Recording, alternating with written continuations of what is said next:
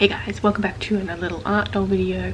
So this one is going to be how I made the Halla commission from Dragon Age. So there's two commissions to do.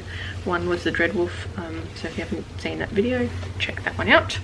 And this one is the Halla. So really like the way it turned out. I like the face that he has. Very like gentle looking, I guess. So this is a little look at the Halla. Oh. So yeah, white stag basically. I modelled it off a stag, and yeah, I think it turned out really well. So it's a little look at the face. So the antlers are done with epoxy sculpt, so they're nice and sturdy.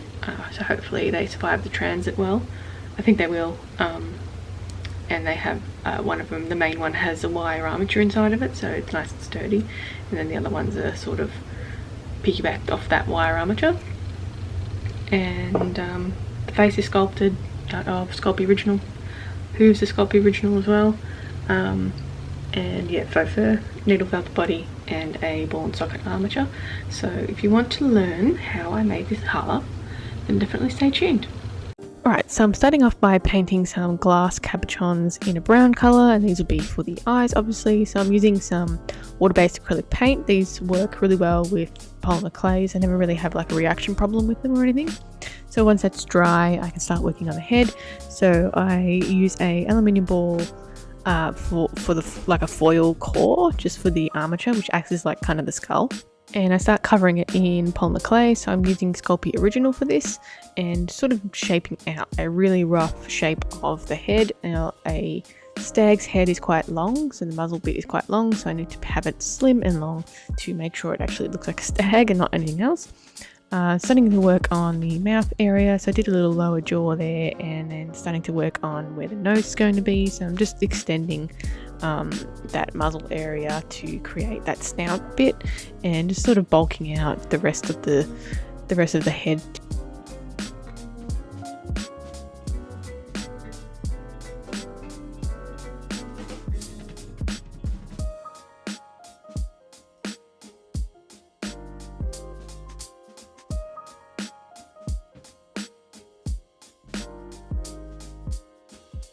Alright, so I'm creating sort of the upper lip bit, and just using my little loop tool to just create a tiny little lip dint, I guess, in between the two lip areas, and just going over where I want the mouth to be and just sort of enhancing that a little bit. Putting the nose on now, so I just sculpted a really rough shape of the nose, sort of like a heart shape, and then I can start refining it a bit better once it's been put onto the face. So I'll sculpt the nostrils and everything as well, and I use my little needle tool to get in there because the nostrils are quite thin. And I'll also use a small ball tool to sort of just, I guess, hollow out the larger parts of the opening.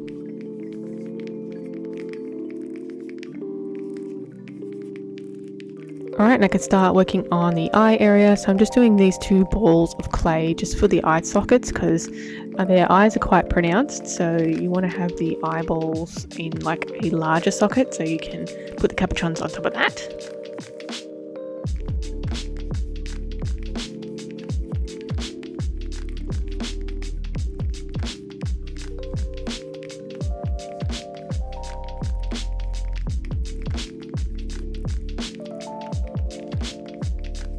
And then adding some little bumps where I want the antlers to go, just to bulk it up a little bit so I know where the antlers sit, and they sort of go up a little bit where the antlers attach to the head.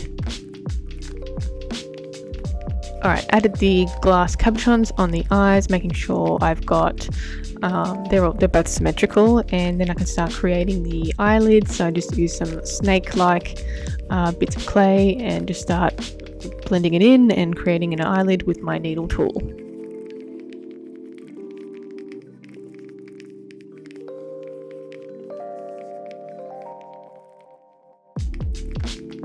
And I can go in and start creating like the little eye sockets with my loop tool, and just some little detailing around the face.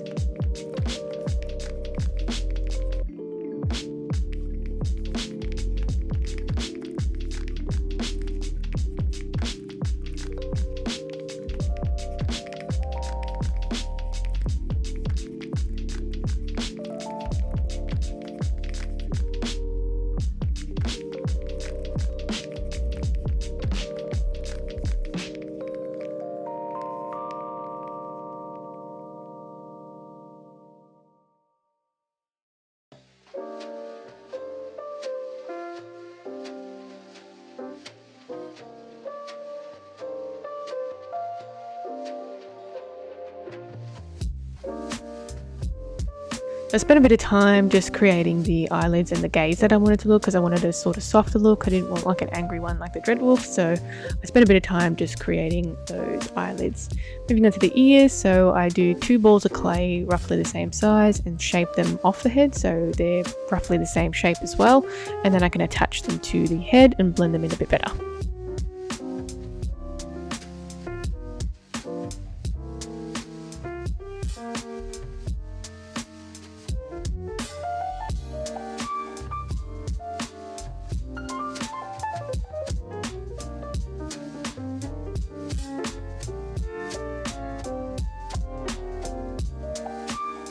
Then I'm just going to add a couple of little fur details around the eyes and the nose. No big deal if you don't want to do it if you're adding faux fur, but I just tend to do it around the areas that have pretty thin faux fur on it, and sort of helps blend it in a little bit better.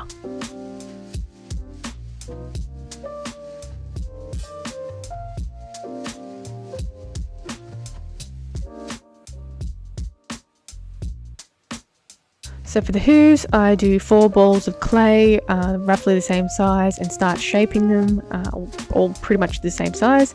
They're pretty easy to sculpt because they're just like a, I don't know, hoof shape, and then you just carve out the toe. And I'm using my loop tool to carve out that detailing, and then just sort of working in all those little details with my fingers once that's been carved out, and sort of smooth it out a little bit as well.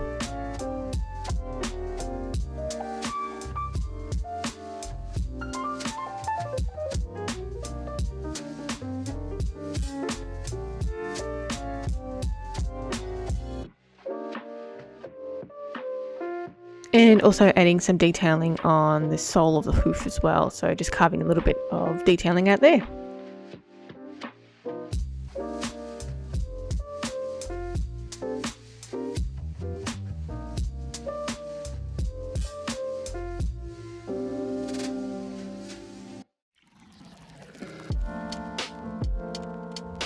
So for the antlers, I did a little experiment with some air dry clay, but I wasn't happy with the way it dried. It was really fragile, so that was a big no-no. So I pulled it all apart and started again. But the air dry clay I used was a Crayola one. I have it just sitting around, and I just wanted to give it a go and see what happens.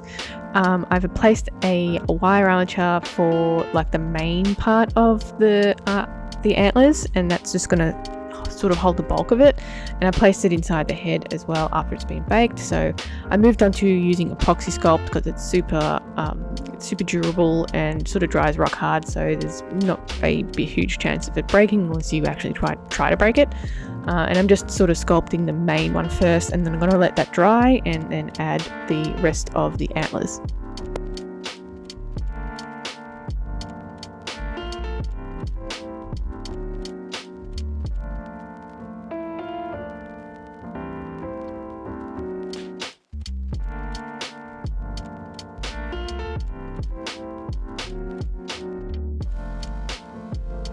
Alright, so the main antler is dry, so I can start adding the other antler detailing onto the head. So I'm just wrapping some more epoxy sculpt over the main antler and just blending it into the head. And I'm just using plain water to smooth out the epoxy sculpt and sort of make it a paste that makes the other parts stick together.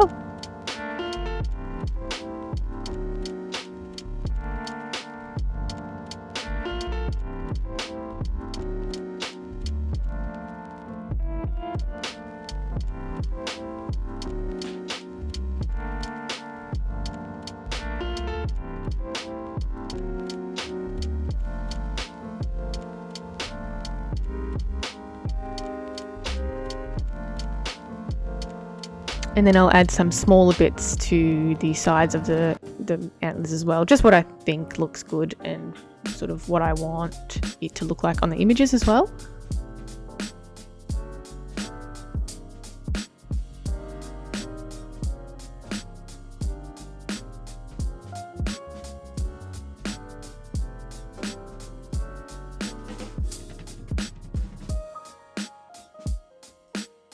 Alright, so I'm going to let that dry overnight, then I can start working on the armature. So I'm using a ball and socket armature. This is a 1/4 size. I do have some in my shop if you're interested. I've got coils and I've got the tools. So this is my medium sized ball and socket armature, and they just sort of click together really easily with these pliers.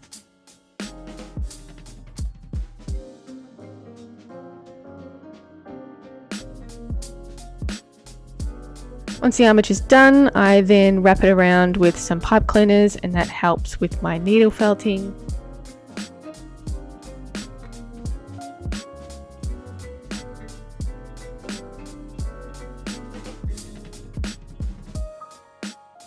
And the needle felting that I'm using is just some polyfill, and the pipe cleaners just help it catch on the armature, and it sort of makes it a little bit easier rather than just sort of spinning around on the plastic armature because it's really smooth.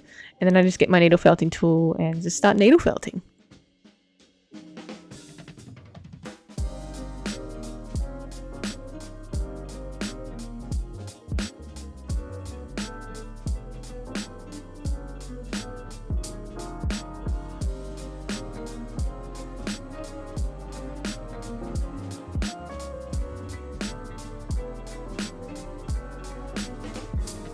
So I basically just do the whole body to match the muscle tone, and then the faux fur that I drape over the top will act as like a skin. So there's a couple of layers in this, and I think it just makes it look a bit more realistic, a bit more time consuming, but yeah, I think at the end it's worth the extra work.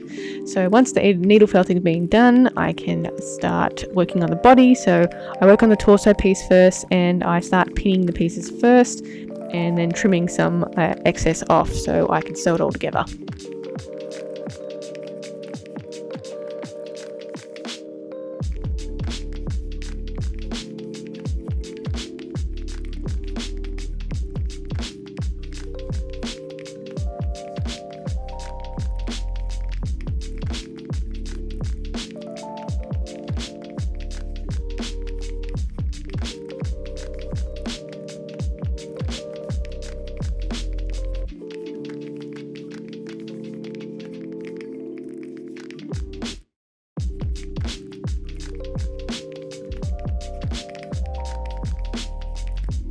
So I use a ladder stitch to sew all my pieces together, and a good quality thread. The thread I use is Gutterman, and I won't do too much sewing in this video because it's really boring and so time consuming, but yeah, I basically start off with the torso piece, and then I move on to the legs and the neck area and just sew it all up by hand. So it takes a few hours to do, and a little bit of finicking just to get all the body shape right and make sure it contours to the needle felting that I did before.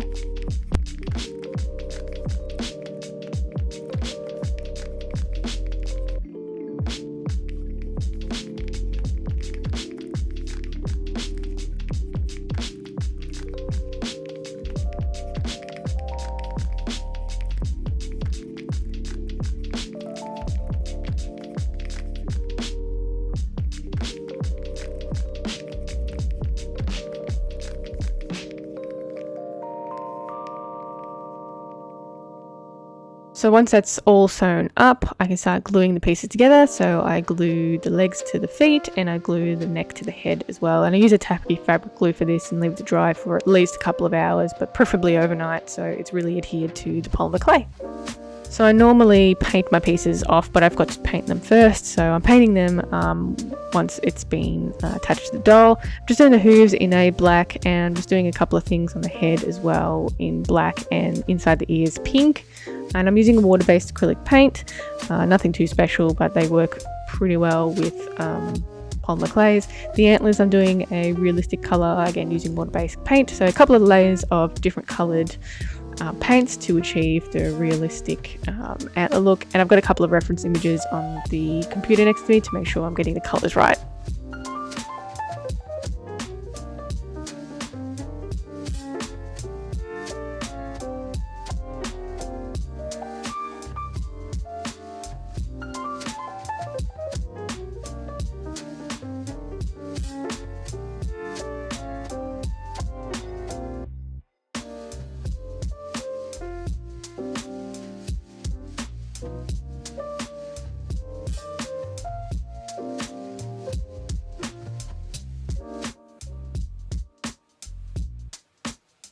Okay, once that's done, I can start gluing the head to the neck to the head, I guess, and I'll be adding some faux fur to the face and just giving it an all over trim. So it's pretty fluffy to begin with. So here's the fluff. I'm going to give it an all over trim. It's going to be trimmed right down to probably skin type length, and then yeah, going to be adding the faux fur to the face.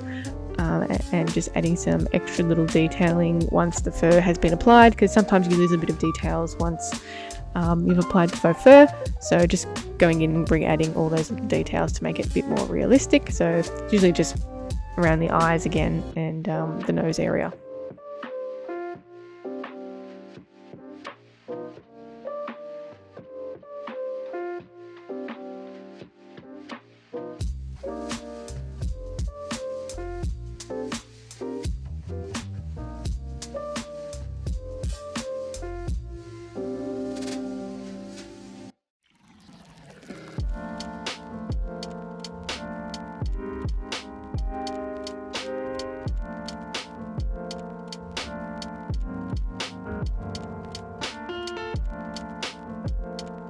So that's pretty much it for this video. That is my Halla doll that I made from Dragon Age, and check out my Dreadwolf video if you haven't seen that as well. So I made these two dolls for a customer because they play the game, and yeah, so thank you to my patrons for supporting me. I'll have a couple of videos coming up soon, as well as the regular stuff as well.